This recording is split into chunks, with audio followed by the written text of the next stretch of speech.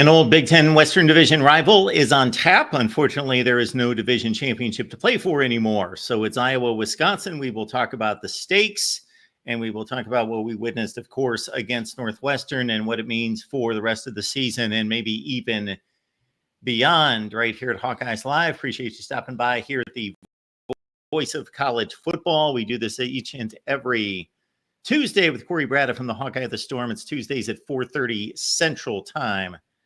Corey, how you doing today? I'm doing good. I'd like to know what the stakes are. You know, you said discuss the stakes. What are the stakes? That's the question. That's what I'm throwing out there because as this whole conference realignment has shaken things up, and anytime you mentioned Iowa, Wisconsin to me in the past, what I would think of, unless the season had gone a different direction, was, wow, this is probably the most important game in the Big Ten West this year. Well, I will admit this, the inner homer in me, and some people that know what I do call me a homer. Some people call me a hater. So I guess, you know, that means I'm somewhere in between maybe, which is what I want to be. Good place to be. But the inner homer in me on Saturday, I will admit, got a little bit intrigued when I saw Ohio State on the ropes. Now, that had Nebraska won that game, it would not have changed everything, but it would have at least made me think, you know, maybe if they can lose to Nebraska, maybe there are enough losses there where Penn State gets a couple more. The problem is, even if somehow Penn State loses, like if Nebraska had beaten Ohio State, they get 2 losses. Then Ohio State would have needed to beat Penn State. Penn State would have needed to lose somewhere else. Indiana would need to lose 2 more times, or not 2 more times, just 2 times. So yeah, I mean, you heard me. I texted you. You conveniently ignored it, but less than a week ago, I texted you and I said, "Convince me that Iowa's not out of contention for something." And I never got a text back from you, so I thought, "There's my answer." There's my answer. It's just it's so illogical to even think that they may still be in play for something other than a bowl game, I guess. Well, that was your answer. Exactly. That was your answer. Yeah. Your answer was basically, I always respond to you, except I was in the middle of other things, and then that's okay. Do you ever do that? You look at a text and think, well, I don't want to respond to it, or I can't respond to it right now. You intend on responding to it, but then you don't. But yes, it was also, I was thinking, what is he asking of me here? I just want to know, like, scenario wise, tell me a scenario where I was still in play here. Like, even, I know the other topic got brought up. Could they make it, if all craziness broke loose in the latter half of the season, could they be on the table as a 9-3 non-champion out of the Big Ten? And I just don't see any scenario in which that happens. Any scenario. And so I don't even like bringing that up, even though I just did, because I don't think it's almost impossible. I suppose anything is possible, but it's like being down 35-0 at halftime of a game against a power. It's like, is the game over? No, but it is. I mean, we all know the result. That's a good analogy. That's what it would be. Have we seen anybody come back from 35-0? Yes. Have we seen it happen against really good teams? And this is what this would be. This would be wishing and hoping and wanting for the likes of Oregon and Ohio State and Penn State to lose to a bunch of teams that they're not going to lose to. Yeah, it would have helped if Nebraska had won this past weekend. And by the way, I also took a shot at you on social media during that game because you reacted very strongly to the targeting call. I was on the other end of the spectrum. I said it's absolutely targeting, and we can debate that if you want to debate that. I'm bringing it up here. If you choose it, you don't want to talk about it. But, you know, here's the deal. I want things to be called consistently across the board. Yes. Whether or not that was targeting or whether or not that should be targeting is a different discussion. Whether the intent was there was a different discussion. But the bottom line is the Nebraska receiver was totally defenseless, okay? And there was a launch. That fits the bill right there. Like, that is, by definition, targeting. So I'm not saying I like the rule, but the call was correct, in my opinion. Yeah, I really don't care to discuss it, but to me, there wasn't necessarily a launch, and it was nothing but shoulder. Well, but it's still high. It's still high, and it's still a defenseless player, whether it's shoulder or foot or I don't care what it is. It's still above the shoulders, and it's defenseless player. Momentum carrying a defenseless player. Neck and head, Yeah. not shoulder to shoulder. But it went to the neck. It went above the shoulders. Here's the problem. I think we can both agree on this. It's very hard to review a targeting call because when you slow things down, it changes everything. It changes the perception of what happened because these players are not playing in slow motion, right? So I'll give you that. It's sometimes there are targeting calls where you look at them on replay and you're like, wow, he was really going for that guy. And then you watch it in full speed. You're like, man, what else is he going to do in that situation? I totally agree with you on that. And it's funny. I don't know if you saw this. I tweeted something out about a Nebraska media member earlier today who literally quote tweeted a highlight film or a highlight compilation of how Nebraska's been basically maligned by officials over the last couple of weeks. And I tweeted out, I'm like, this is coming from a well-known Nebraska media member. It's incredible to me where we're at and where the Nebraska media, how they function. But I digress. Ironically enough, we're talking about a call that went against Ohio State in that game. But hey, Iowa got a good win. I mean, not against a very good team, but it was a defense in Northwestern that to this point has been pretty good. I don't know what it really means. You know, we'll see. I mean, the numbers all work themselves out by the end of the year. We can no longer say that teams like Northwestern and Minnesota, you know, their defensive numbers are inflated because they go up against a crappy division. So that's the positive. And I think that does, you know, without looking at the schedules on a micro level, I do think that the numbers are probably a little bit more valid against, you know, defensive numbers for Northwestern, those teams. And frankly, Wisconsin this weekend. So, you know, they struggled in the first half. Boy, did they struggle. And, you know, they found themselves down 7-3, having not given up anything defensively because of a horrendous pick six from Cade McNamara. And it was like the first pick six for the Northwestern defense in like a decade or something crazy like that. So that was an incredible stat, especially given the fact that, you know, Northwestern, even under Pat Fitzgerald, was better on defense than it was on offense. And Brendan Sullivan came in. I will say this, I've been wrong on some things. And I think at the end of the year, I'm going to go back and publish a video of what was Corey right about, what was Corey wrong about, because it seems like every time I say anything now, I had somebody a little bit ago. I posted a picture of a fish I caught, right? And I did it kind of as a joke because I don't normally post anything even remotely personal on my Twitter account because it's a business page.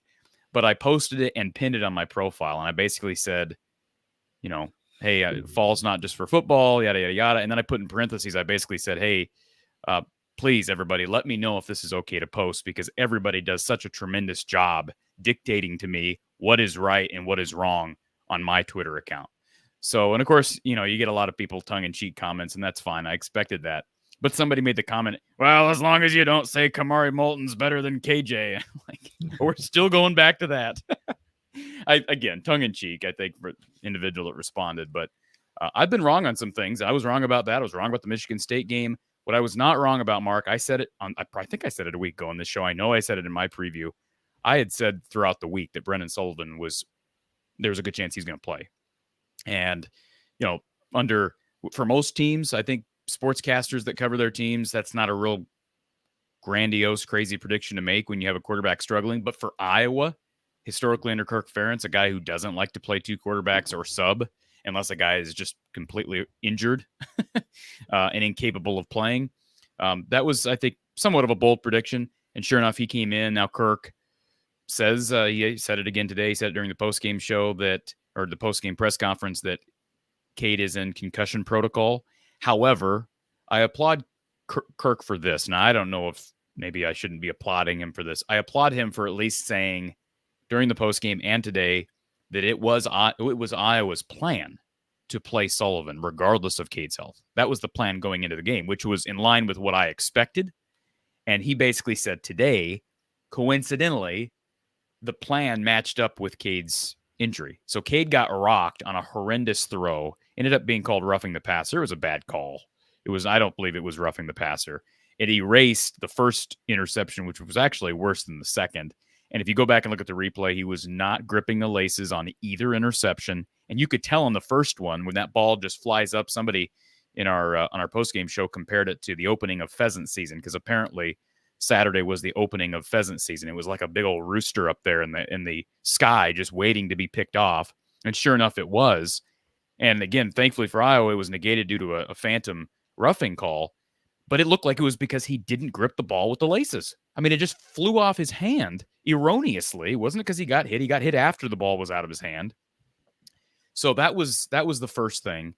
And he continued to play, ended up throwing a pick six, and then he got pulled. So it looked like it was performance related. And I think ultimately you'd have to say it was partly performance related, whether Kirk acknowledges that or not. But I also believe him in that it was the plan, because that fits into everything else that I'd been told leading up to that game. So, it's Sullivan's job this week. I don't know moving forward if Cade does get back healthy, if Kirk will try to work him into the system, into the fray. I thought it was ironic during the postgame presser on Saturday, Mark, that he was asked about a potential rotation moving forward with the two quarterbacks, and he referred back to 1981 during the days of Gordy Bohannon and whoever the other quarterback was. Oh, it worked in 1981. I'm so tired of Kirk bringing up convenient historical examples to somehow defend his positions on things. Because there's an example of something like you bringing it up because now, I guess you're saying I'd rather have a rotation than just play Sullivan. Whereas 3 weeks ago, you didn't even get a rotation of Cade and Sullivan. So just say we feel more comfortable with a rotation now than we did 3 weeks ago. Don't talk about how, well, it could work. Look at 1981, 43 years ago. That, to me, that is not settling at all. But Kirk does that a lot. He brings up historical examples to defend his positions. And I don't think it's because he doesn't remember the rest. He just picks and chooses when to recall history and when to recall the Hayden Fry era. So, if Brendan Sullivan goes out and balls this weekend, which is going to be tough to do against a good Wisconsin team that's playing pretty well. I know they lost Saturday, but they're playing well. He shouldn't be rotating with Cade. There's nothing Cade has done through the year that convinces me he's a better passer. He's clearly not a better runner. He's not protecting the ball worth a darn. So let's wait and see. But based on 2.5 quarters of play from Brendan Sullivan, he appears to be the better option right now. All right. So I'll start by saying that you will receive less ridicule in responses on Twitter if you go my route and you have basically nobody following you on Twitter. I've got like 100 people following me. You've got a massive Twitter following. So you're going to have more detractors that way. Yeah. Well, comes with the territory. I get it. Then the other thing would be that, so I did not intend on watching this football game at all. Had no intent whatsoever. Zero intent. Thought, I had like 5 other games.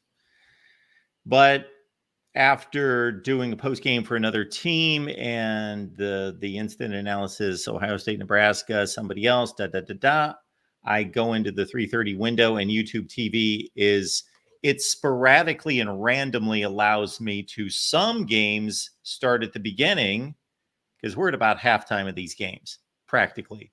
Other games, it won't let me use that function. I tried to start at the beginning, but boom, I see 28-17 in the second quarter. I'm like, so anyway, Iowa was the selection that would allow me to watch from the beginning of the game. So I was, okay, I'm going to watch this game. And so I did. And I thought, what am I watching this game for? Well, let me make up some narratives to figure out why I'm watching this game other than in place of games that have championship implications. Well, it's a fun game to watch. It's not a bad game to watch. Well, you're an Iowa fan. Of course it was fun to watch. It was 40-14. It wasn't even that close. I'm saying there was a lot that happened. There were punt returns for touchdowns. There was a safety, both ways, punt returns for touchdowns. There was a safety. There was amazing punting and punt fielding. I know that doesn't excite some people, but it's pretty cool to watch. Yeah. So my point was I did not intend to watch this game. So then once I was kind of locked in on watching this game, I thought, what is my angle on this? Because I don't cover the team like you do. I've got to have some kind of angle on this. Well, my angle was first and foremost, of course, the quarterback battle. And there was something to talk about there. Because even the announcers, as you well know, were speculating as to whether Cade McNamara was injured, and that's the reason he was on the sideline, or that was a quarterback switch. I think that their performance that was signified by the stats give you everything you need to know. And I know it's a small sample size there, but their passing stats were almost identical. Sullivan slightly better, aside from, of course, throwing an interception and really throwing 2 versus protecting the ball with 0 interceptions. On top of that, Brendan Sullivan contributes 41 yards rushing on only 6 carries. That's 7 a pop. And so protecting the ball, slightly better passing numbers other than the interceptions, and the running component. Plus, again, he should be back next year to lead this football team.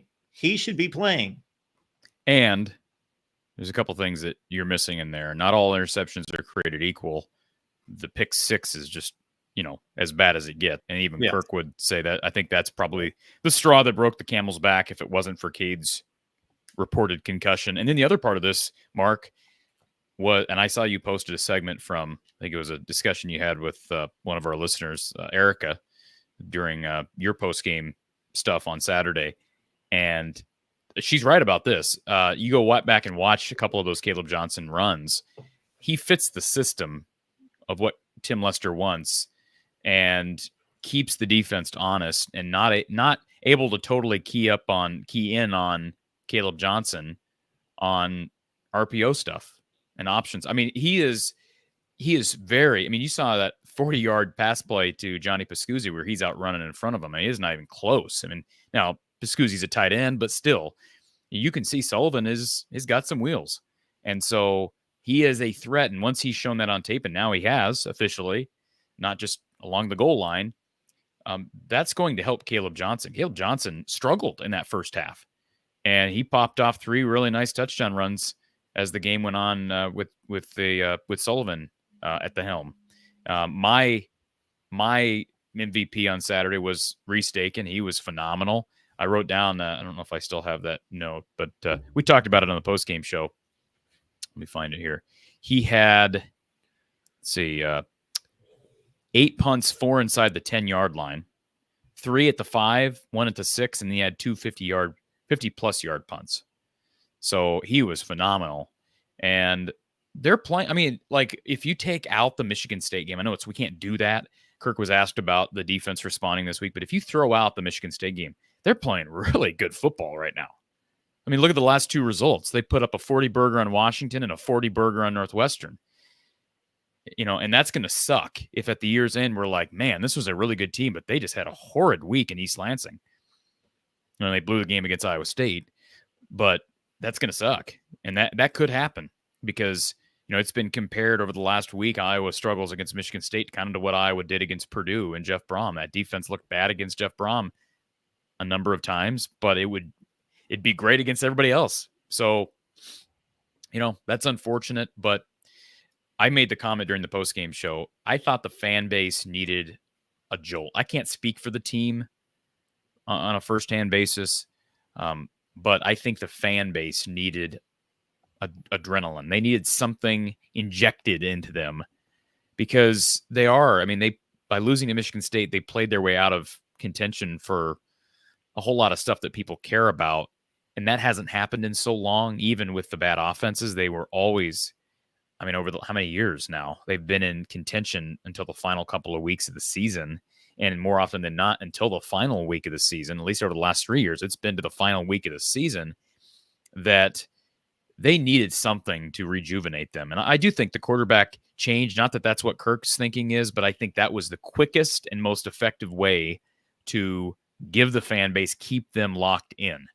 And hopefully, it's going to be interesting to see how Brendan plays on Saturday. Cade is not on the depth chart. Kirk confirmed today he is not cleared to play. So, it's not a road game, so he'll be there. He was still voted a captain, ironically enough. And we also got word today, this is very notable and should be addressed. I'm going to post something here on the channel here later this evening, but we got confirmation from Kirk today that freshman quarterback James Rezar has been moved to wide receiver. And he's a guy from Florida that a lot of people liked on tape, looked like the type of quarterback that Tim Lester would want. Great wheels, was a track star in high school, but he's also bigger. He's kind of an athletic freak.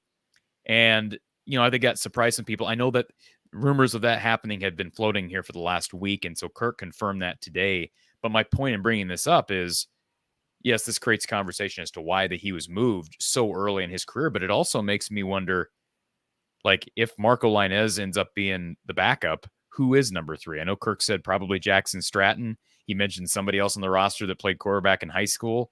I guess it would be Stratton, but you wonder if that affects how Iowa calls this game. And Kirk basically said, hey, I wouldn't mind if Brendan slid a little bit more when he's running, yada, yada, yada.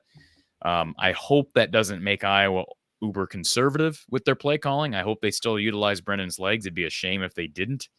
What do you have to lose at this point? Yeah, you could lose your quarterback and then have to go to number 3, but you just need to play pedal to the metal at this point and utilize the skill set you have in Brendan Sullivan. So I'll be excited to see what he looks like against a much better defense.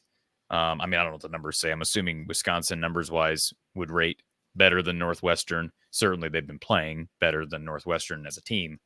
But it'll be interesting. They got a lot of guys out this week, not just Cade, but Bo Stevens is questionable. Sounds like he may be back. Astringa's still out. John Nestor, cornerback, is still out. And who am I missing? Reese Vanderzee got dinged up, was seen wearing a boot and street clothes second half of the game Saturday. So he is out. So they've got some, and I mentioned Rezar. So even if, he's another scholarship guy, specifically a receiver who's not available. So I expect a heavy dose of Jacob Gill. And, we haven't really seen the chemistry yet shine forth between Gill and Sullivan, but he'd be my dark horse this week to watch for with Vanderzee out and Sullivan in. Look for Jacob Gill to maybe have a big game. He's due. Just like we are all about just football here at the Voice of College Football, Corey is all about Iowa all the time. So as we transition from football to basketball, of course, keep in mind that the men's and the women's teams are starting here very soon. So Corey will be live with Coach Gary Close after all the men's games, and then women's post game with Kashim Alexander. So again, Gary Close, who's been teaming with you for how long, Corey? I think this is 3 years. I think he's right on track with Coach Patterson. So yeah, just recorded a preview actually with Gary yesterday. I believe that will schedule to drop tomorrow. And then women's basketball exhibition tomorrow night on BTN Plus. And then next week, it's the start of everything hoops-wise regular season. So it's a fun time of year. You crossover stuff and get to do work with 3 awesome people. This will be the first. What's cool about this, Mark, is we added Kashim to the family of shows here last year. This will be the first December, where we have all 3 of them at the same time. So that'll be fun. Very cool. And also keep in mind that today is the official launch, actually, of my book, Disputed National Champions. So this is a look at the decade of the 1990s, which I consider to be the most impactful, the most formative decade in the history of college football and determining our current system.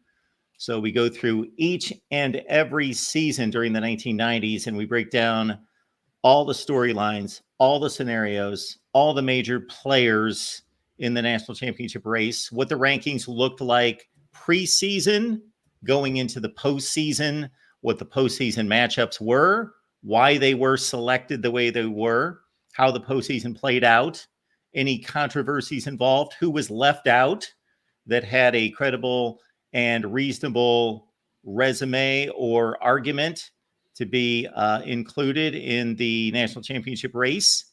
And then we actually take those particular seasons and we first go through and let you know, because there were no conference championship games prior to 1992. there was during the entirety of this book in the 1990s, no Big Ten championship game, but we let you know who would have played in the Big Ten championship game each one of those years, who would have played in a Big 12 championship game, a Pac-12 championship game. And then we take, this is not just a historical book, folks. We take each of those seasons and we do the breakdown that I just led you through, but we take each one of those seasons and we put them in the BCS formula to say this is what the conclusion would have been during the BCS run from 1998 through 2013. This is what these seasons would have looked like with a 14 playoff like we just experienced over the last 10 years. And then this is what each one of these seasons in the 1990s would look in the 12-team playoff. And since we've got a 14-team proposal out there that's being voted on and looked at, we look at the 14-team proposal, and then we also pull it together in regards to what was the aftermath of these seasons? You know, what happened to these teams? Did they continue to ascend? Did they crumble? Did a coach leave? You know, what was the significance of each one of these seasons on the history of college football? So we've left the link there in the chat. Please give it a look. It's a quick purchase for $9.99. And if you love college football, I'm telling you, it's a great debate-led book. So, Disputed National Champions. Congratulations.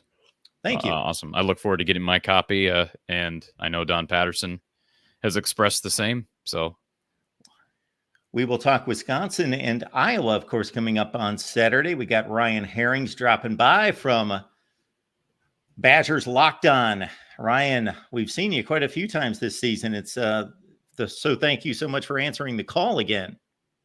Yeah, glad to be here, and congratulations on the book. Obviously, the 90s is kind of the rise of Badger football as we know it. So there are 3 times, I think, in the 90s. I'd have to actually look, but 3 times I think Barry Alvarez finished with the top 16 in the rankings, 3 Rose Bowls. So I'm all about it. Can't wait to get it. I'm sure there's at least a few Badger notes in there. And yeah, congratulations on the book for sure. Absolutely. We hit on those situations involving Wisconsin football. Absolutely, we do. This Wisconsin football team was in quite a tussle with Penn State, 14-13 lead in the second half, and then the dreaded inconsistency of Braden Locke throwing one right to Jalen Reed, and then the Penn State offense started clicking with Bo Prabula, who was a bit of a wild card in this game. So just your thoughts about Wisconsin after we were trying to figure out, a lot of us, okay, coming off that 3-game winning streak, it was Purdue, Northwestern, Rutgers. How good is this team? You know, I thought they played really well against probably one of the 5 best teams in the country, but just not enough firepower in the fourth quarter. In the running game, just couldn't really be consistent either with Tyree Walker. Yeah, I mean, I was at the game. It was we had a lot of adult beverages afterwards to kind of help soothe the pain among other Badger fans. I'd say this, like, Wisconsin played pretty well. They really did. They got up early. They led at halftime. They led late into the game. And then it was just a combination of Penn State they're better on the edges. They played a lot of press man coverage, single high, and that's really what stunted our running game. They played a lot of people in the box, run blitzes from the safety, from the linebacker position. They were able to really shut down a lot of what Wisconsin has been able to do in that 3-game winning streak that we had talked about. But that 3-game winning streak is still indicative of a team that has started to find its stride a little bit, right? The way they beat those 3 teams, there still are things that the Badgers have steadily gotten better at throughout the year. The defense was pretty good against Penn State. Penn State scored 21 points. They scored 28, but offensively they scored 21. They had the pick 6. Wisconsin, for the most part in that game, played pretty well in the trenches, held Penn State from the big plays, and then it was just, as you said, Braden Locke just can't get over that 1 or 2 plays a game where he's got a bit of gunslinger to him. And unfortunately, he doesn't quite have the arm of a traditional gunslinger, you know, so those turnovers just happen. He's had too many of them this year, and we saw it again rear its ugly head in Madison in a moment that it was one of the worst decisions we've seen from Braden Locke. I have to ask about the defense, because Iowa fans for years, Ryan, have looked at this rivalry and seen 10-3, 10-7, 13-10. Was it 15-6 last year? I was there in Madison. It was like 15-6, right? Yeah, it was. And that was obviously a Luke Fickell coach team as well. But I would have to think I haven't watched as much Wisconsin football, certainly, as you have. I would have to think this team is different. They're different at quarterback. They're different at tailback. Obviously, the in-season loss of Ches Malusi, and Tyler Van Dyke for that matter. But one thing that stood out, Mark, and you're always trying to comb through stats. I haven't released my official preview on the channel yet, but you're trying to comb through stats and see something that might play to the benefit of one of these two teams. And I look back at a common opponent because 2 weeks ago, Wisconsin played Northwestern. Last week, Iowa played Northwestern. Both, Iowa and Wisconsin both rolled in those games. One thing I thought was interesting is Wisconsin allowed a season high rushing yards for Jack Lausch, the quarterback. So I'm curious to get your take on that. He struggled mightily through the air in that game. Maybe 40% through the air completion. But I'm looking back at the numbers. I was actually scrolling through numbers against other quarterbacks that they faced. Gave up 48 yards on the ground to Callie McManus of Rutgers. Gave up some yardage, about 30 yards to the Penn State QB last week. And I just wonder, Mark, with the timing of all this, Iowa finally having a mobile quarterback, that might be the storyline. Without digging deeper into this, Ryan, what can you tell us about maybe a susceptibleness to giving up yardage on the ground to opposing quarterbacks? Yeah, I think it's a really good point. And it's been there for a couple of years with Luke Fickell. You think back to last year, Wisconsin playing Cam Ward when he was with Washington State. He gave him some issues, not so much in running the ball, but just keeping plays alive. Wisconsin has struggled with that for a couple years. Part of it is the linebacker athleticism last year wasn't very good. It's better this year. There were moments in that Northwestern game in our chat, people were screaming, quarterback spy, oh my gosh, right? It's those classic kind of moments where you're like, just put a linebacker on because Northwestern could do nothing else. They couldn't throw the ball. They couldn't run. But Lausch did give some problems. Now, that is an athletic quarterback. He has been able to do that to a couple teams this year. But it did feel like Wisconsin took a little bit longer to adjust to that than necessary. They missed a couple tackles in open field, which they did again last week against Penn State. This is a team that has had some tackling issues, right? So I think that's part of the trend of if you're going to play a mobile quarterback, you're going to have one-on-ones in the flat. You're going to have one-on-ones at the middle linebacker. You got to make those tackles. And they've missed some of them. Some of the middle linebackers, Hunter Wohler coming down, who's been one of the better safeties for Wisconsin. He's missing tackles at a higher clip this year than he did last year. So there's been some missed tackles, and they're still in the front seven, specifically at the defensive line spot. There is an athleticism deficit that the Badgers have had for the last couple of years. They haven't reloaded at that spot, and that's allowed quarterbacks to have more time and to create a little more gap issues with their mobility. So I think that's a real thing. The Badgers haven't been great there. They weren't great last year, and they haven't fully fixed that issue this year. It's a good point. I didn't bring up Jalen Milroe. I guess I could have brought that up, but he does it to everybody to some extent. Yeah, that's a different animal. Yeah, different animal. But the point is solid, and it's interesting seeing, what Iowa did to Northwestern last week. And you brought up the history of Wisconsin, Iowa, right? The classic 13-point total games, the classic under 20 and take the under every time. Yeah, this is different. Like Wisconsin doesn't have that level of defense. They've been more bend but don't break. They've been giving up yardage, giving about 3.5 yards per carry, a little more than that. So they've been giving up yardage on the ground as well. It is more of a high-scoring game, and it's going to come down somewhat to Braden Locke just can't make those type of mistakes. And if he avoids that, they have been able to move the ball decently. Sullivan is the guy. Cade's out this week. Wasn't even on the depth chart. Kirk confirmed that today. I know Coach Patterson during the postgame show made a comment to me, and I think, this is consistent with what Kirk does. But he made the comment that, hey, if you want a little gamesmanship here, maybe you list both and keep Wisconsin guessing. That's just not Kirk's style. And he comes out there this week. And now I don't know. I mean, there's a narrative out there that, part of the reason Cade's not even listed on the depth chart is because Kirk wants to make it clear that Cade got hurt.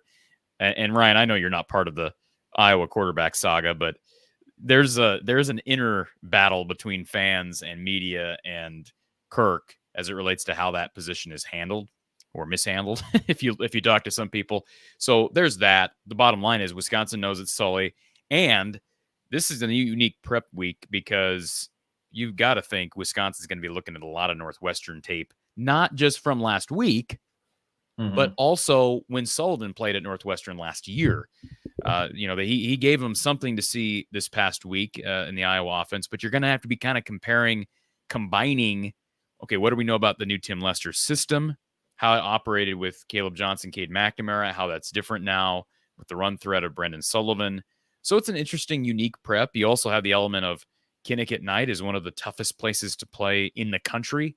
And there haven't been as many Iowa-Wisconsin games at night as one would expect. It seems like, kind of just going off my own memory recollection of things, these teams often would play in that mid-afternoon slot. Game would be late in November and finish at night. But you don't get as many night games late in November. In this case, it's late October. You're going to get a night game, and you're going to get more night games in general now with the new TV contract. So there's kind of an interesting storyline there as well. For fans that have not watched Wisconsin much this year, Ryan, talk about Braden Locke. I know Mark referred to his struggles. The Miami transfer, Tyler Van Dyke's out. Who's the kid remind me who the kid is that transferred up from Oklahoma last year? Yeah, he's already gone. That was Nick Evers. So he came in Oklahoma, 4-star dual threat guy. He's at UConn this year. It's amazing how quickly these things. Okay, so he hopped in the portal, and that's what I was wondering, because I'm thinking, okay, he's a second year guy in Locke, or is he second or third? Was he the redshirt? So he's a redshirt sophomore, but his first year Mississippi State. So he's been at Wisconsin 2 years. This is his second year at Wisconsin in the system. Got some starts last year when Tanner Mordecai got hurt. I'll say this, he's had rough luck. Braden Locke has had rough luck. Last year, he comes in, Tanner Mordecai's the guy, he gets hurt, and he has to come in the middle of the Iowa game against that defense. That's Braden Locke's first real stuff. And then he has to play against Ohio State last year. This year, TVD gets hurt. He comes in the middle of the Alabama game. Like, there's no layup to success here for Braden Locke. Coming during the Iowa game last year or the Bama game this year. And even this year, he had that kind of middle stretch, but then he's going to have to play Penn State, Iowa, USC on the road for a second. It hasn't been an easy road for him, but he also hasn't made it easy. Too many turnovers. Like I said, he has a bit of a gunslinger mentality. He will push the ball downfield, which for Badger fans has been a welcome sight. He came from Texas, where he set the 6A state record for touchdown passes. He has some of that gunslinger mentality, and there are moments. I just got done talking to a guy who went back and watched all the Badger 22 film, connections to the Wisconsin program. There are moments when Braden Locke looks incredible, drops a dime on deep seam routes, vertical routes, and then he'll come back and he'll throw that pick against Penn State where there's just nobody in the middle of the field, and it's just backbreaking. So inconsistent decision-making. Issues at the line of scrimmage. He gets a lot of passes tipped. He's not the biggest guy. For Iowa fans that haven't seen a lot of Braden Locke, not a mobile quarterback. This is a definite pocket passer. Wants to stay in the pocket, is going to try to make reads, and will try to push the ball downfield. But it just comes down to inconsistency with decision making. Too many fumbles in the pocket, too many turnovers, too many forced passes, and you just can't win. You just can't win at that level if you're going to turn the ball over. His stats weren't great last year. He did throw 30 passes against Iowa in relief of Mordecai, which is something. I don't remember when Mordecai got hurt, but Wisconsin threw the ball a lot in that game. Mm-hmm. And again, there's some interesting storylines given the fact that this is his first quote unquote 2-play Big Ten opponent, or opponent in general. There's only team he's played twice, I'm assuming. How much time did Mordecai miss time? I guess last year you said Locke did play against some other teams, so maybe that's not true.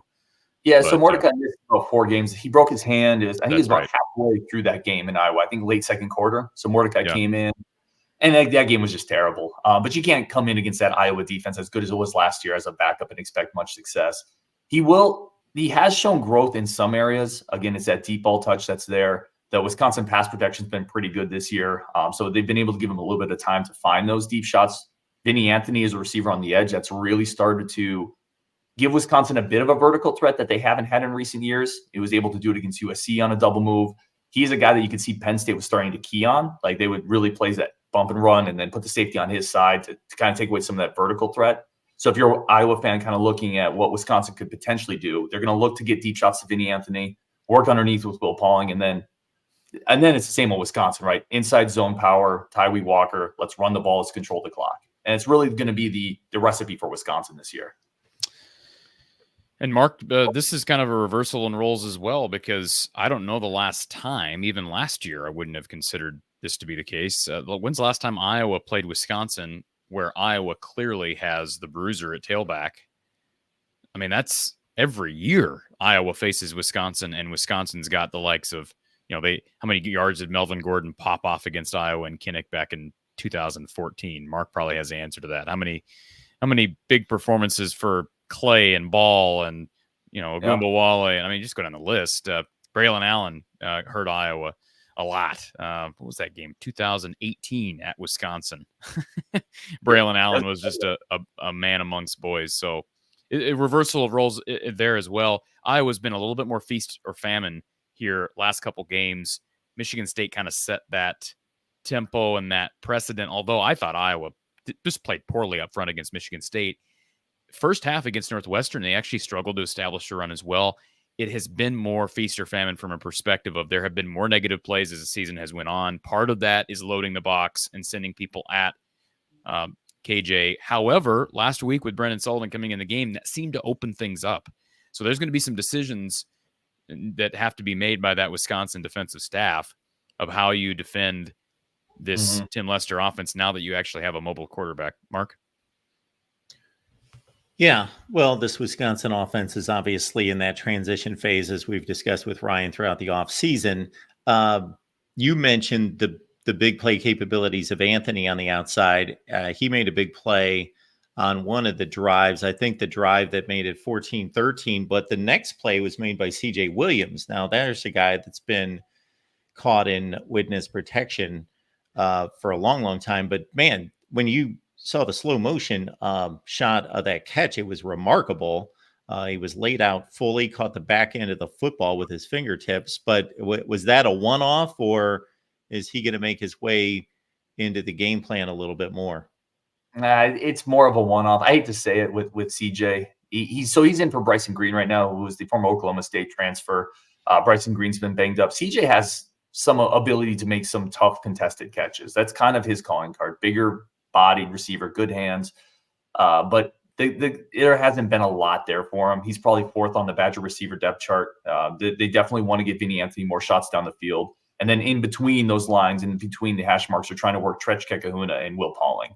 That's really their three main guys they're trying to get going. And then when Bryson Green comes back, he's fourth.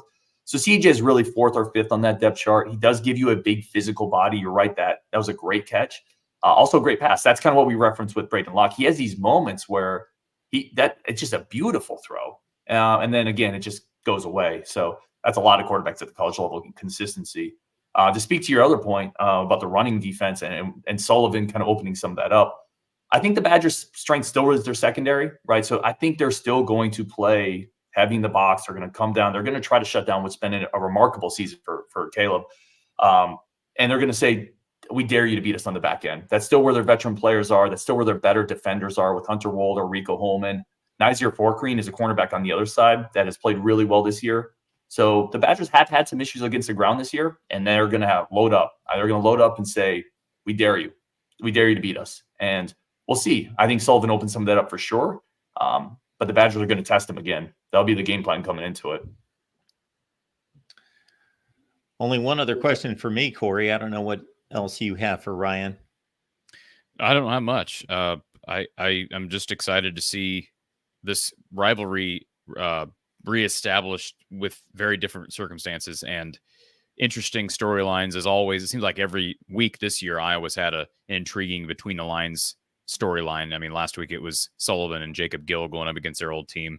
And so, now with all these players bouncing around, teams are looking at out of conference or other programs tape film more. They have to. There's just not a whole lot out there. And same with Lester. I'm guessing, they've got quite a bit of tape now on Lester, but I know a lot of opponents have had to go back and look at what he did at Western Michigan and probably a little bit at Syracuse and whatnot. So I'm excited to see how this plays out. And I don't love the night games at this point just because I don't like the late nights, but it's fun. I mean, Connecticut night is amazing, and it will be hopping, even though Iowa's played their way out of contention for much of anything of significance postseason. Fans are going to show up. It's going to be packed. I believe it's the blackout. I have to go back and look at that. I'm pretty sure it is. So it'll be cool under the lights. Ryan Herring's joining us from Locked On Badgers. Please join him right there. Ryan, anything in particular that people need to know about this week? No, just like I always appreciate coming on and talking ball with both you guys. I will point out too, like Wisconsin has also played itself out of any real contention, but what a big game still. Both teams are 5-3, right? 3-2 in conference. A big game in terms of, can you get to 7 wins? Can you get to 8 wins? Because Wisconsin's still got a couple doozies coming up. They still have a game against Oregon coming up. Minnesota is playing pretty well this year. You're going to have to go to Nebraska. So in that sense, kind of, can you get to 8 wins this year? Can you get to 7? This game for both teams is going to play a pretty big role in that. And I love the rivalry. I love playing Iowa. My goal is to get to Kinnick for a night game, so I'm super stoked just to see that environment on TV. I know it's an incredible one, so nothing more to add to that. I agree. It's a great rivalry. I can't wait to see it this weekend. So, Ryan, on that point, I don't know that I would argue, without really thinking about it, but now that I have for about 3 seconds, that there's not a series in the Big Ten, a matchup that has been more impacted by this conference realignment than this game, because it's no longer a division that's owned by these two teams to move on to a conference championship game. They're 2 of 18 now, and they're just kind of caught within this mix of all these teams. Do you think that takes away from it? And Corey and I spent the first 10 minutes of this conversation talking about Iowa's remarkably slim. We still hold on to some kind of hope of some kind of playoff, but that the disappointment is that there's an expansion to a 12-team playoff, and Iowa was very much making that a goal, and they've basically played themselves out of it. I don't know that Wisconsin had those kind of aspirations, or at least people did not have them for Wisconsin. So, under this changing landscape, has it changed this matchup for you? For me, it hasn't. I think if I talk to the majority of Badger fans, they would agree, because this Iowa-Wisconsin rivalry has so much shared history, so many shared people, stories. The people in these states are very similar. It just feels like there's so many shared bonds there that I don't think anything's really going to change that. The Big Ten did a great job keeping this as one of the protected rivalries because it shares so much continuity, so much passion, so much history. So to me, it doesn't. The Iowa, the Big Ten West thing was a relatively later construct in this rivalry anyway, and a rivalry that was already pretty established. So I think the connections run too deep. I definitely understand the question, because for a long time, kind of who is the better of these teams was the front runner to represent the West and head to the Big Ten title game. But let's be honest, that just meant you got beat by the East. So it really wasn't that big of a prize at the end. And I think the shared history and the culture between these two teams just runs too deep. Ryan Herring's Locked On Badgers. Ryan, we always appreciate it. Enjoy the game. Thank you guys so much. Appreciate you. Thanks, Ryan.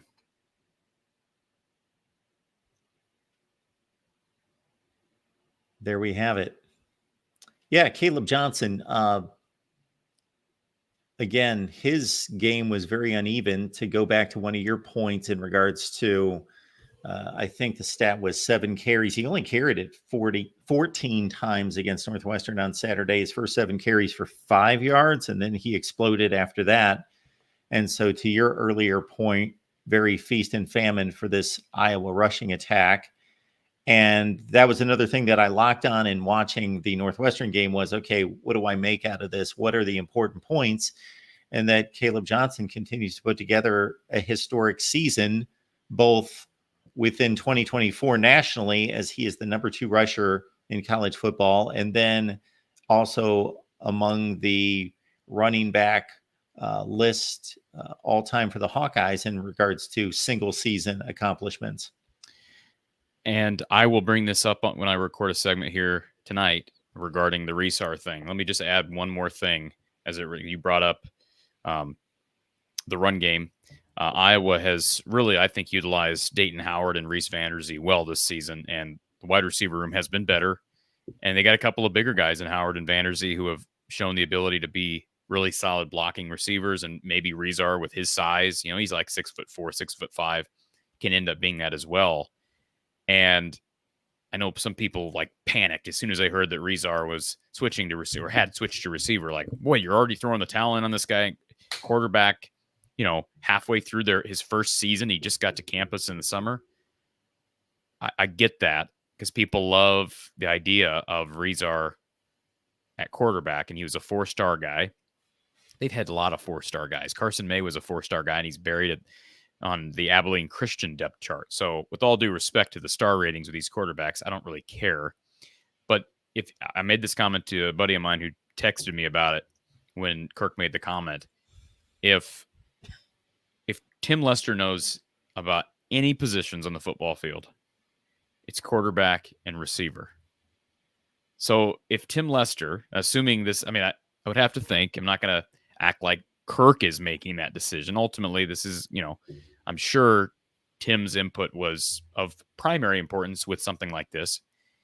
If Tim thinks that Rezar's future is at receiver, not quarterback, and he's so confident in that they're going to switch him well before he even completes one season on the scout team at quarterback, that could mean they really don't like him at quarterback, but it could also mean that Lester's really confident that he's somebody whose future is at receiver, right? Like, and I'd have to think, I could be wrong on this as well.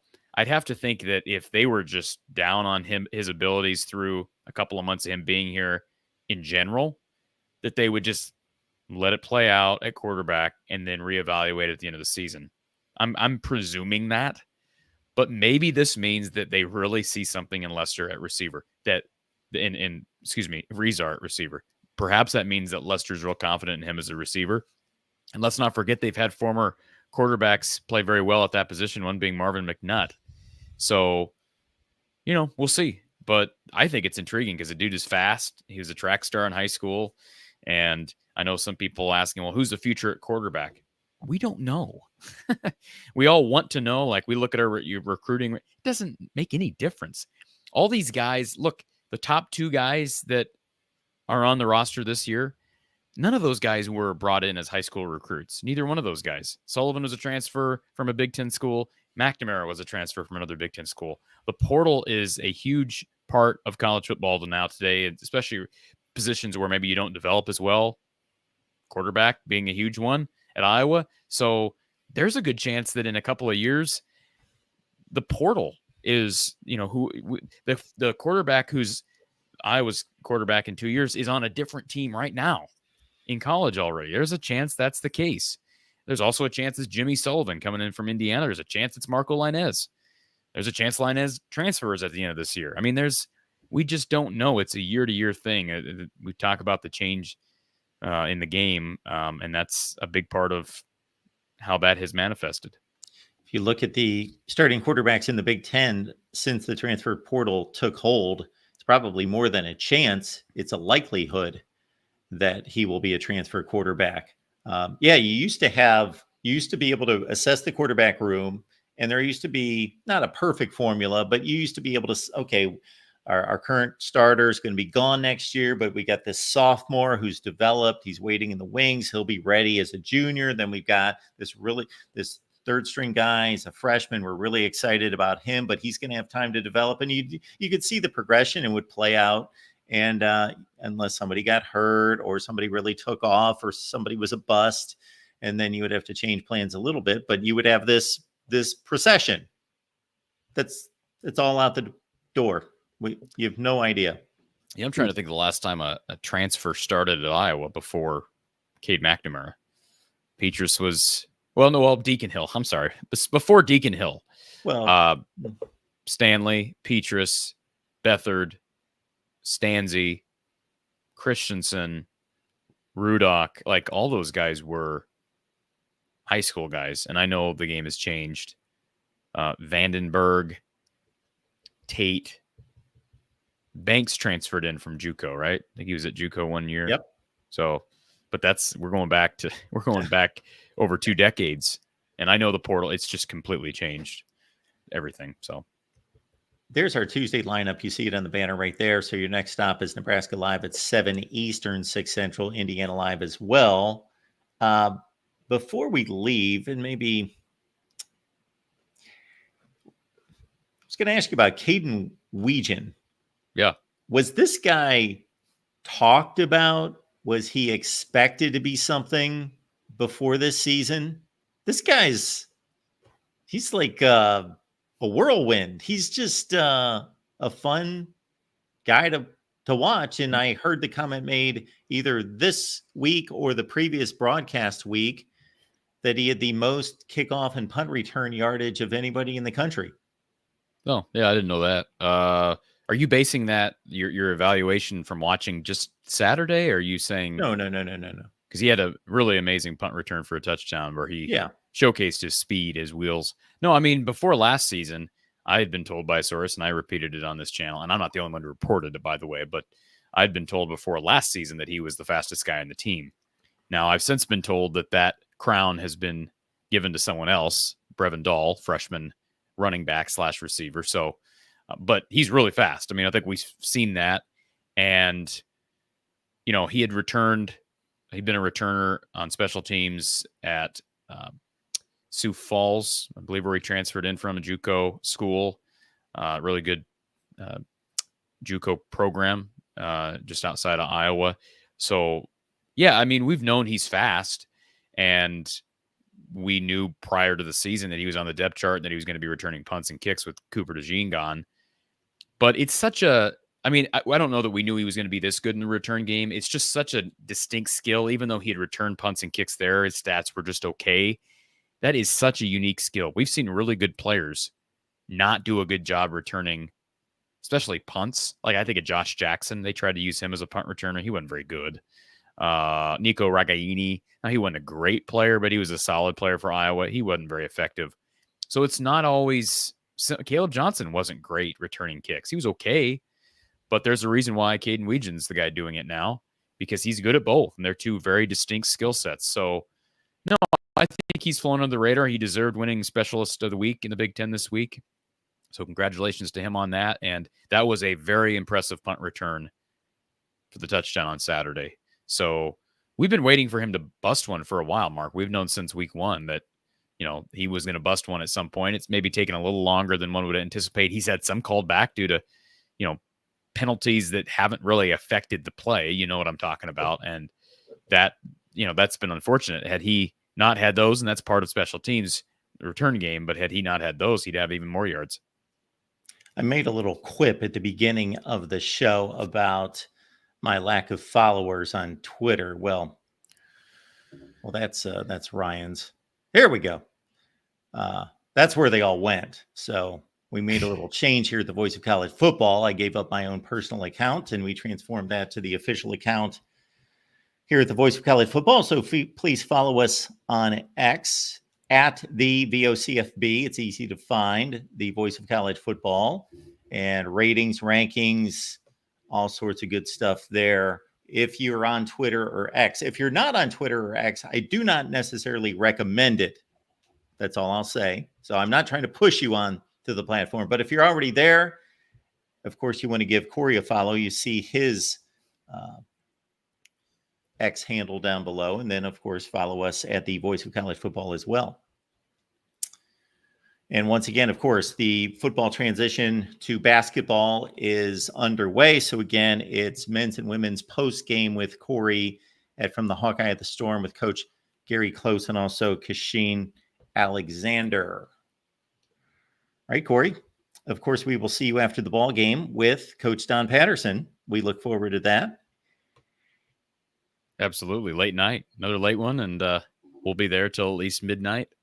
And the good news is we get an hour back. Oh, that's right. Over the weekend. All back. Yep. Fall back. I'll take it after a night game.